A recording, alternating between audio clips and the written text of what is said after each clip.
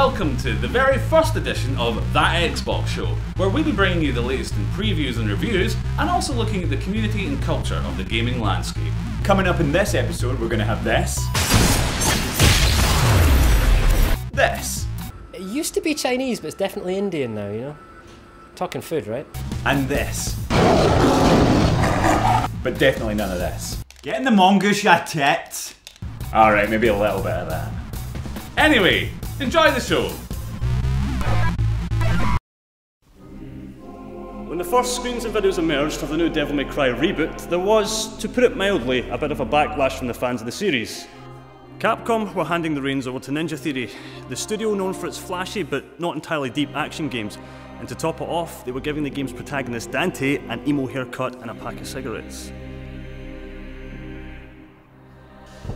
But as the internet melted in vitriolic fervour over which demon slaying poser was cooler, Capcom was quick to assure its fans that the tried and tested combat of the series would remain intact.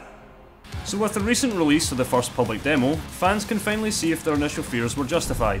Graphically, the game looks even prettier than Ninja Theory's previous title, Enslaved Odyssey to the West, and blows Devil May Cry 4's bland colour palette out of the water. Its hyper-stylised, pastel-coloured city and detailed characters all add up to a truly aesthetically pleasing game.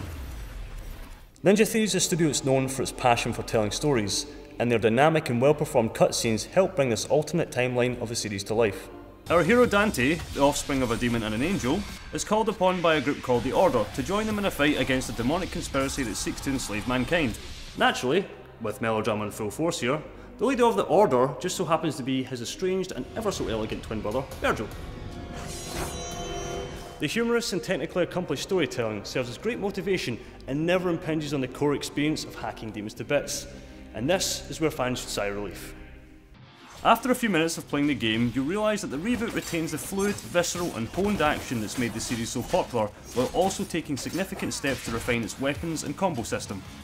Aerial combinations are now a healthy part of the demonic exchanges, with grapples and scorpion-like pulls whilst in mid-air making up a large part of the fun. Standard combos are still part and parcel of the experience, but they are now energised with a quick switch weapon mechanic that is easily weaved in mid-combination. Exploration is still borne out through platforming sections, and this annoyingly is the least enjoyable part of the experience.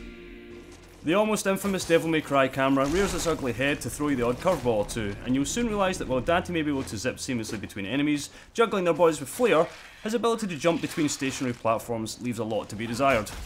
Despite that, however, it does little to lessen the enjoyment to be had here. It remains to be seen whether the full game can balance the progression of skill, story and combat as the demo suggests, but for now, Capcom and Ninja Theory look like they've kept their word and delivered not just a competent Devil May Cry game, but something that adds up to make for a more intense and even faster paced, seamless beat-em-up experience. And that, not an emo haircut or a moody face, is something to get excited about.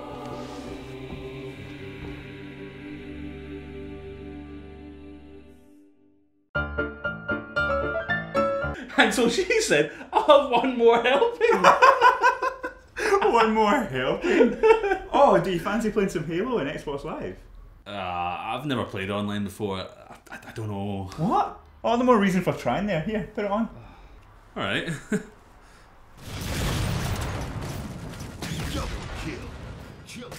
So these are real people from all over the world? Yeah. Oh, they heard that!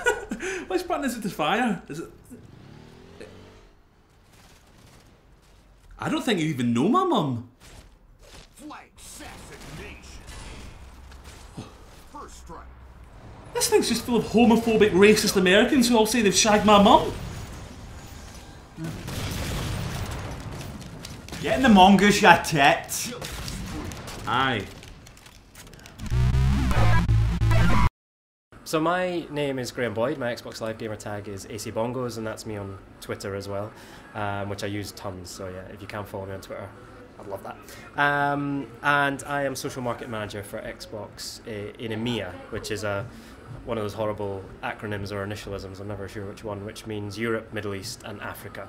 So basically I work with the EMEA marketing team based in Reading in the UK, and we work with all the local Xbox teams right across Europe, a couple in the Middle East and in Africa as well.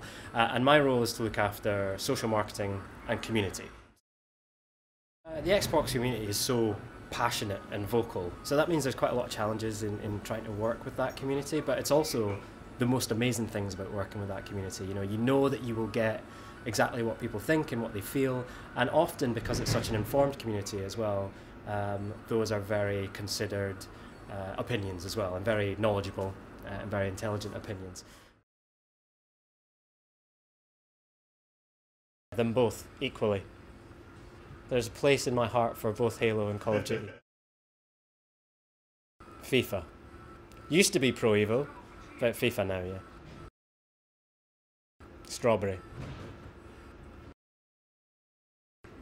KINECT Sports. Controller. It used to be Chinese, but it's definitely Indian now, you know? Talking food, right? Shotgun. Up close and personal. Red. Aberdeen. Next Xbox. No idea what you're talking about. You've been reading something on the internet or something?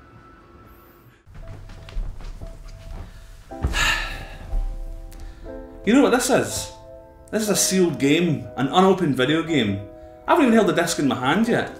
But it's more than that, it's potential. The optimist in me says that this might be the best video game ever made, that this could become my new favourite video game.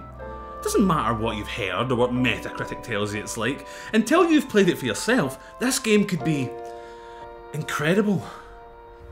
You know, it's actually a shame to open it because right now, in this moment, this game can be anything I want it to be. Aye, no, it's shite. Only going to play it 2-3 months tops till Gears comes out.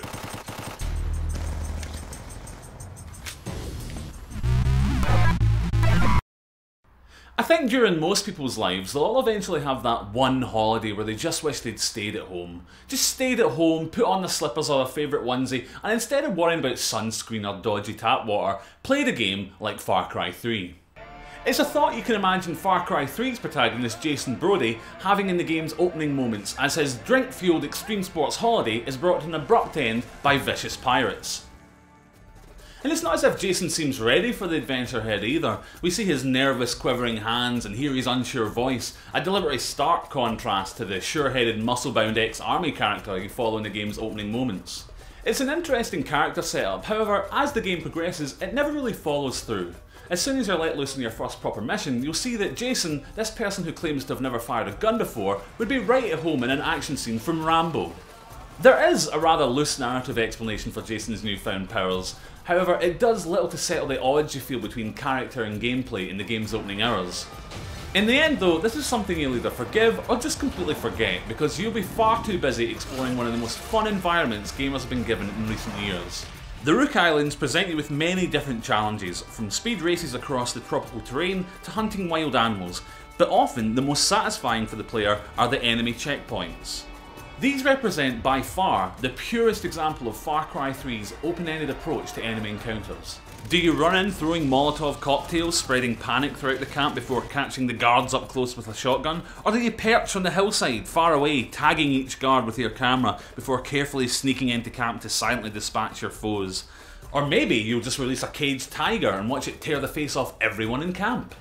Whatever your approach, there's a truly surprising amount of variety to be had in these encounters, and they're often the best place to test out your upgraded skill set as the game progresses. These upgrades are unlocked by gaining XP, which you'll get from doing pretty much anything on the island, so they come pretty regularly and without much effort. And while there are a few exceptions, the upgrades can at times feel pretty superfluous. You start off as a pretty good killing machine, and end as a pretty good and flashy killing machine. That's not to say that this is unwelcome. Games like Batman Arkham Asylum showed that fluid and flashy combat can go a long way towards making the player feel empowered, and that's certainly true of Far Cry 3 as well.